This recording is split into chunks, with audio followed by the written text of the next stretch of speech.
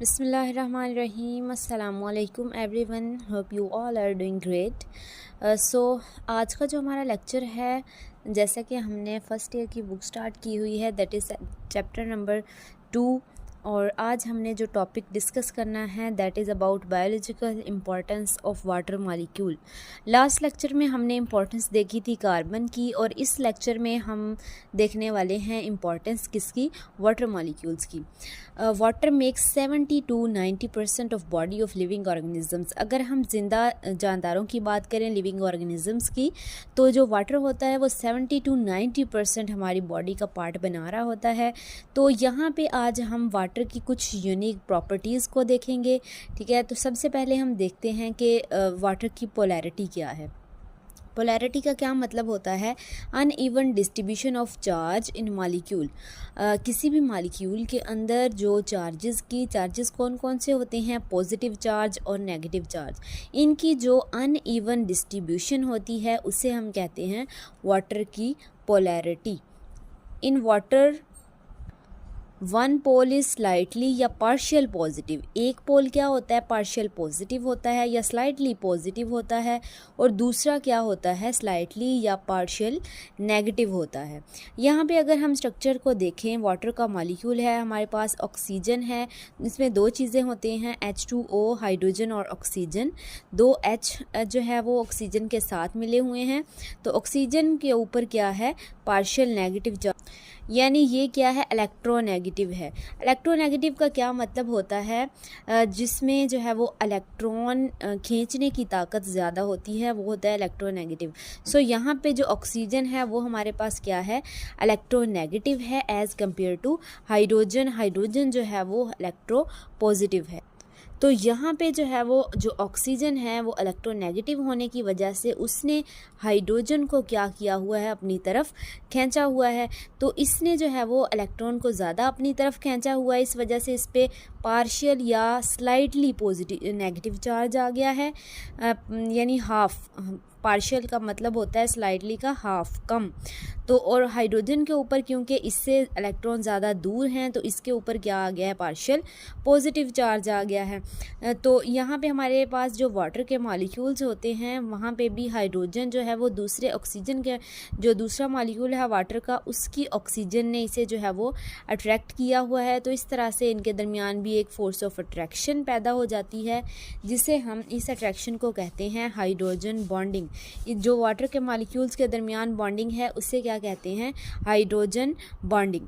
अब यहाँ पे जो है वो हम कुछ प्रॉपर्टीज़ डिस्कस करेंगे, वाटर की यूनिक प्रॉपर्टीज़। सबसे पहली प्रॉपर्टी की अगर हम बात करें तो सॉल्वेंट प्रॉपर्टी है। Water is excellent solvent for polar molecules, यानी जितने भी पोलर मॉलिक्यूल्स हैं जिन पे पार्शियल पॉजिटिव और नेगेटिव चार्ज होता है, उनके लिए ये एक एक्सीलेंट सॉल्वेंट है। फॉर एग्जांपल NaCl है, जिसे हम आम नमक भी बोलते हैं। तो जो Na है उसके ऊपर, सोडियम के ऊपर पॉजिटिव और Cl के ऊपर क्या है, क्लोरीन पे नेगेटिव चार्ज होता है। Polar substances dissolves in water.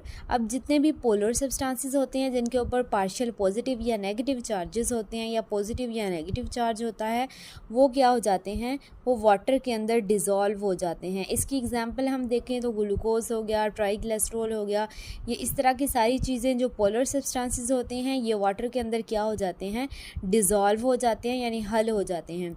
और कुछ आयनिक सब्सटेंसेस भी ऐसे होते हैं, यानी जो आयंस में चेंज हो जाते हैं। आयन हर वो चीज़ जिसके ऊपर चार्ज होता है, चार्ज पॉजिटिव भी हो सकता है और नेगेटिव भी हो सकता है। तो आयनिक सब्सटेंसेस भी जो है वो किस में डिज़ोल्व हो जाते हैं, वाटर के अंदर। तो Na पॉजिटिव और Cl नेगेटिव इसकी एग्जांपल है। ये दो आयंस हैं, एक के ऊपर पॉजिटिव चार्ज है और एक के ऊपर नेगेटिव चार्ज है। और इस प्रोसेस को हम क्या बोलते हैं, हाइड्रेशन, इसको कहते हैं हाइड्रेशन। नॉन पोलर जो सब्सटेंसेस होते हैं, अब यहाँ पे हमने पहले बात की है पोलर सब्सटेंसेस की, जो कि वाटर के अंदर डिज़ोल्व हो जाते हैं।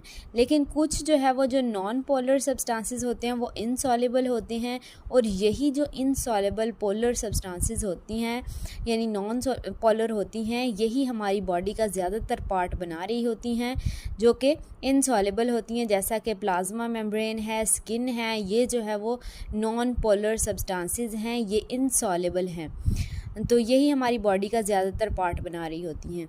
नेक्स्ट अगर हम देखें तो जो यूनिक प्रॉपर्टी है वो है cohesive and adhesive forces. Cohesion और एडहेजन की बात करें तो कोहिजन जो होती है वो पानी के मॉलिक्यूल्स की आपस में जो अट्रैक्शन होती है, यानी जो एक वाटर मॉलिक्यूल है और दूसरा वाटर मॉलिक्यूल है, इनकी जो आपस में अट्रैक्शन होगी ये क्या कहलाती है, कोहिजन कहलाती है। It helps water to flow without break, यानी कि फ़्लो के साथ वो जो है हरकत करते हैं। एडहीजन की बात करें तो attraction between water and surface, यानी जिस सरफेस के साथ वो चिपका हुआ है, अटैच है वाटर की, उस जो सरफेस है उसके साथ अट्रैक्शन को देखें तो वो एडहीजन कहलाती है। और वाटर की आपस में मॉलिक्यूल्स में जो अट्रैक्शन होती है वो है cohesion. Both cohesion and adhesion are due to hydrogen bonding. अब जो कोहीजन है वाटर की आपस में अट्रैक्शन और सरफेस के साथ, दोनों किस वजह से हो रही हैं, हाइड्रोजन बॉन्डिंग की वजह से। और ये किस चीज़ में हेल्प आउट करती हैं, सर्कुलेट करने में वाटर को लिविंग बॉडीज़ के अंदर। और एक जो यूनिक प्रॉपर्टी है वो है specific heat capacity. Number of calories required to raise the temperature of 1 gram of water through 1 degree centigrade.